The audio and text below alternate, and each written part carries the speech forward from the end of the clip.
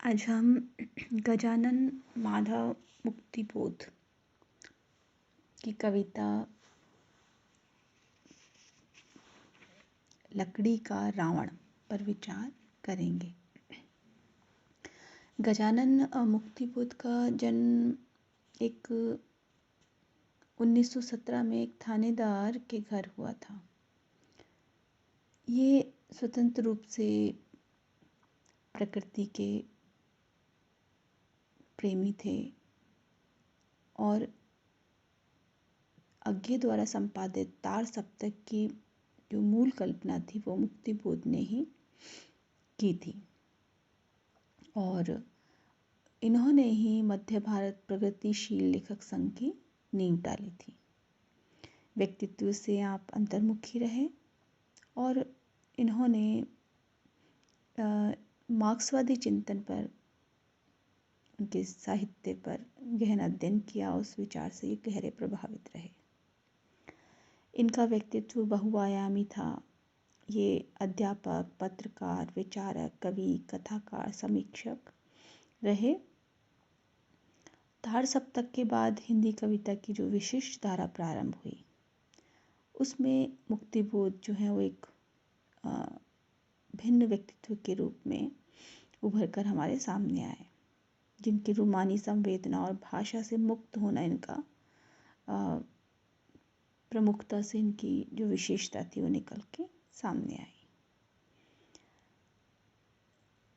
मुक्तिबोध के जो कविताओं में हमें संश्लिष्ट बिंब प्रधान योजना दिखाई देती है।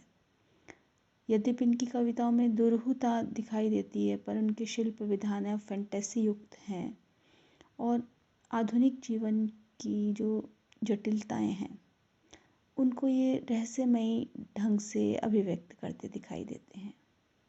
अंधेरे में ब्रह्म राक्षस, ये इनकी कविताएं इसी तरह की हैं। आलोचना के क्षेत्र में भी इन्होंने महत्वपूर्ण अपना योगदान दिया है। कहानियाँ, कविताएं में इनकी जो अनुभूति की जो व्यक्तिगत संवेदना है उस स्तर से ऊपर उठ के हमें इनके परिवेश से गहराई से जुड़े हुए भाव दिखाई देते हैं। 1964 में आपका देहावसान हुआ और इनका पहला काव्य संग्रह उसी समय प्रकाशित हुआ था, चांद का मुंह टेढ़ा है।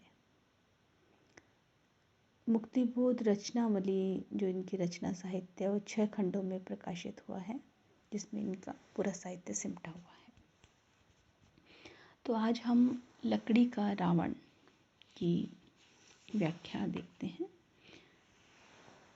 दिखता त्रिकोण इस पर्वत शिखर से, अनाम, अरूप और अनाकार, असीम एक कुहरा, बिस्मिला अंधकार, फैला है कटे पिटे पहाड़ी प्रसारों पर, लकटती है मट मैली, ऊंची ऊंची लहरें मैदानों पर सभी ओर, लेकिन उस कुहरे से बहुत दूर ऊपर उठ पर्वतीय उधर्वमुखी नोक एक मुक्त और समुत्तुंग उस शैल शिखर पर खड़ा हुआ दिखता है एक ध्योपिता भव्य निसंग ध्यान मग्न ब्रह्म।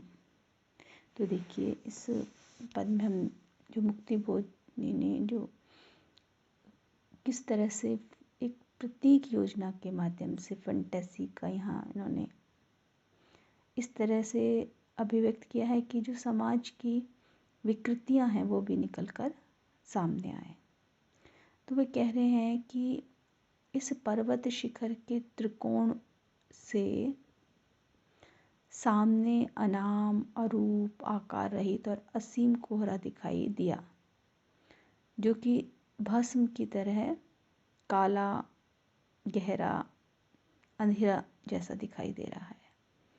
और छोटे छोटे बड़े पहाड़ी पर्वत की चोटियां हैं जो फैली हुई हैं चारों ओर, वो भी हमें काली काली ऊंची ऊंची ऐसा लग रहा है कि लहरें लटक रही हैं।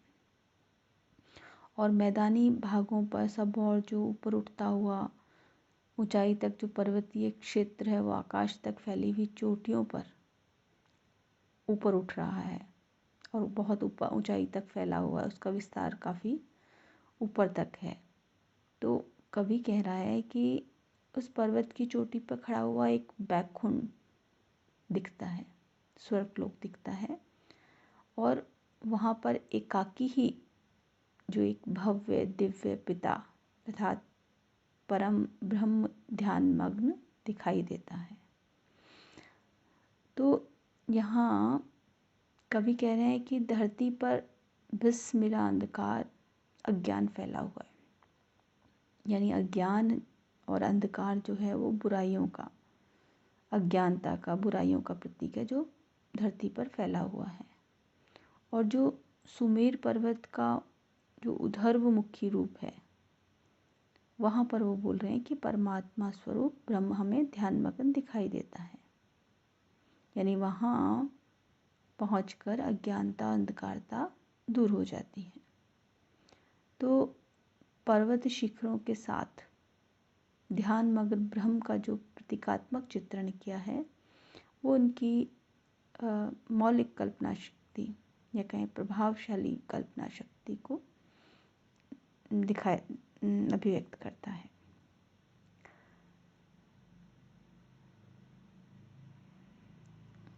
आगे हम देखें, मैं ही वह विराट पुरुष हूँ, सर्वतंत्र स्वतंत्र सच्चित, मेरे इन अनाकार कंधों पर विराजमान खड़ा है सुनील शून्य रविचंद्र तारा द्युति मंडलों के परे तक। दोनों हम अर्थात मैं व शून्य देख रहे दूर दूर दूर तक फैला हुआ मटमैली जड़ीभूत परतों का लहरीला कंबल, ओर छोरहीन रहा ढांक, कंदरा गुहाओं को, तालों को, वृक्षों के मैदानी दृश्यों के प्रसार को। तो जो इस अवतरण में मुक्तिबोध ये कहते हैं कि जो शैल पर्वत हैं, पर्वत श्रृंखलाएं हैं, वो खड़े हुए हैं और ध्यानमग्न ब्रह्मा के रूप में वो कह रहे हैं कि ये जो विराट पुरुष है जिससे इस सृष्टि की रचना हुई है, मैं सब तरह समर्थ शक्ति संपन्न हूँ, सर्वनिरपेक्ष हूँ, सत्ता वाला परमात्मा सच्चिदानंद स्वरूप हूँ। यानी ध्यानमग्न ब्रह्मा कह रहे हैं ये कि मैं ये सब हूँ, विराट पुरुष हूँ और सच्चिदानंद स्वरूप हूँ, शक्ति संपन्न हूँ, समर्थ हूँ। मेरे ही आकार रहित इन कंधों पर नीला आकाश स्थिर है, सूर्य चंद्रमा तारे चमकते हुए ग्रह नक्षत्र मंडल सब मेरे कंधों पर विराजमान है। हम दोनों अर्थात मैं और यह महाआकाश दोनों दूर दूर तक देख रहे हैं। क्या देख रहे हैं? मटमैली परतों की इस भूमंडल को फैला हुआ देख रहे हैं और ओर छोर जिसकी कोई सीमा नहीं है, ऐसे कंबल तुल्य इस काली लहरों वाले अंधकार समूह को। कंबल तुल्य क्यों कहा है इसमें? कि बिल्कुल गहराई इतनी फैली हुई है कि उसमें कहीं झीनापन नहीं है। सभी जो धरती की जो गुफाएं हैं, कंदराएं हैं, बड़े बड़े सरोवर हैं, मैदानी भागों में जो वृक्ष हैं, उनकी विशालता भी देख पा रहे हैं हम। सब तरफ सब कुछ देख पा रहे हैं। सर्वशक्ति संपन्न है। तो ब्रह्मा के द्वारा ये कथन यहाँ कहलवाया गया है। पौराणिक आख्यान के अनुसार जो विराट पुरुष की उत्पत्ति और उसके बाद जो आकाश धरती का सृष्टि का वर्णन किया गया है, उसकी यहाँ कल्पना कवि कर रहा है। तो अनुप्रास अलंकारों का यहाँ प्रयोग हुआ है विशिष्टता से। अगला पद देखें तो अकस्मात दोनों हम, मैं व शून्य, देखते हैं कि कंबल की कोरीली लहरें हिल रही, मुड़ रही। क्या यह सच? कंबल के भीतर है कोई जो करवट बदलता सा लग रहा। आंदोलन? नहीं नहीं, मेरी आंखों का भ्रम है। फिर भी उस आर पार फैले हुए कोहरे में लहरीला असंयम, हाय हाय। तो यहाँ जो परम ब्रह्म का कथन के माध्यम से बात कही जा रही है कि ब्रह्मा जो विराट पुरुष है, जो सच्चिदानंद स्वरूप है, वो इस महाकाश, इस सृष्टि को प्रत्यक्ष देख रहे हैं और वो कह रहे हैं कि जब मटमैला अंधेरा समस्त संसार में फैला हुआ था, तब अचानक हम यानी मैं और महाकाश ने देखा कि धरती के ऊपर काले कंबल की ऊंची नीची जो लहरें उठ रही हैं उसके भीतर। और ये देखकर हमने सोचा कि क्या सचमुच कंबल के भीतर कोई ऐसा प्राणी है जो करवट ले रहा है, जिसमें कंपन स्पंदन हो रहा है। तो जब इस बात को प्रतिरोध और प्रतिकार के स्वरूप में देखते हैं कि क्या ऐसा हमारी आंखों ने जो देखा ये भ्रम तो नहीं है, कि कंबल कोई आंदोलन तो नहीं है, यानी इसके भीतर कुछ ऐसा विस्फोट होने वाला, कुछ विद्रोह होने वाला भाव तो नहीं है। इस काला कंबल ये जो बार बार इधर उधर हिल रहा है, वो घने गहरे कुहरे में लहराता हुआ, उसके अंदर कोई अनियंत्रण, कोई असंयम तो नहीं है। तो ये देखकर हमें आश्चर्य हो रहा है। तो इसमें हम देख रहे हैं कि जो धरती के ऊपर जो अंधकार फैला हुआ है, कोहरा को लहरीला कंबल बताया है, तो प्रलय के बाद की जो नई सृष्टि के आरंभ होने का यहाँ प्रतीकात्मक या मिथकीय रूप वर्णन यहाँ दिखाई दे रहा है। ये भाव जो लेखक को कल्पनात्मक रूप में, प्रतीकात्मक रूप में यहाँ अभिव्यक्त हुआ है। आगे वो कहते हैं कि क्या है यह मेरी ही गहरी उसास में, कौन सा है नया भाव, क्रमशः कोहरे की लहरीली सलवटें मुड़ रही जुड़ रही आपस में गुथ रही। क्या है यह क्या मजाक है? अरूप अनाम इस कोहरे की लहरों से अनगिनत कई आकृति रूप बने रहे, बनते से दिखते कुरली भाव से भरे चेहरे, असंख्य उग्र अजीब है, अजीबोगरीब है घटना का मोड़ यह। तो इसमें वही परम ब्रह्म के कथन को सुनने के बाद जो दृष्टा का जो आत्मानुभव वर्णन है, जो परम ब्रह्म का कथन को लेकर जो सोचने लगता है, तो कि क्या यह बात है, क्या इस अनुभूति, ये भाव कैसा है जो हृदय में बढ़ रहा है, कि मेरे हृदय में ये नया भाव कौन सा है।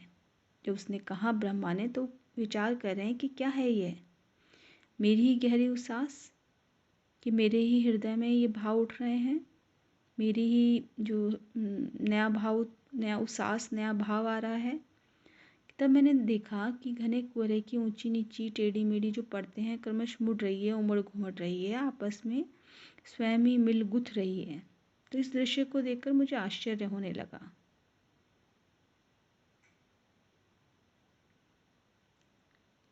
कि ये क्या है, ये कैसे गठित हो रहा है, कौन सा मजाक है कि अरूप अनाम कोहरे की जो लपटों से असंख्य जो आकृतियां बन बिगड़ रही हैं, कोहरे से जो बनते बिगड़ते रूप आ रहे हैं, वो अजीब सा एक खेल चल रहा है। उसमें अनेक ऐसी आकृतियाँ, ऐसे चेहरे उभर रहे हैं जो निर्भय, असंख्य, उग्र हैं, एकदम अजीब हैं। जो कोहरे की जो लिपटी हुई आकृतियाँ का जो बनने बिगड़ने का दृश्य है, वो बिल्कुल अजीबोगरीब सा है या कहीं आश्चर्यकारी लग रहा है।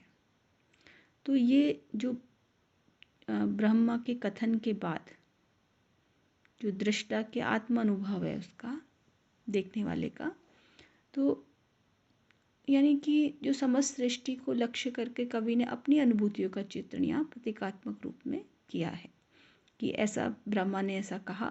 उसके बाद जो विचार कर रहे हैं कि क्या वाकई ऐसा है, ये अनुभव यहाँ निकल के आया है। तो यहाँ जो लकड़ी का रावण जो एक कविता है, इसके जो पद हैं, उसमें सर्वशक्तिमान जो ब्रह्मा है, वो धरती के सृष्टि के आरंभ में जो भाव हैं उसको अभिव्यक्त कर रहे हैं, और दृष्टा के रूप में कवि है उसको अपनी दृष्टि में उस कथन के द्वारा इस चीज़ की अभिव्यक्ति पा रहे हैं। कि जब वो कह रहे हैं कि घटना का मोड़ ये है, अजीबोगरीब है, घटना का मोड़ है कि अब ये कोई ऐसी घटना अब घटित होने वाली है। गहरे कंबल में जो लहरों का उठना, अरूप अनाम लहरों का उठना, वो एक ऐसी घटना होने वाली है सृष्टि में जो अजीबोगरीब दिखाई दे रही है। तो क्या वाकई ये होने वाली है?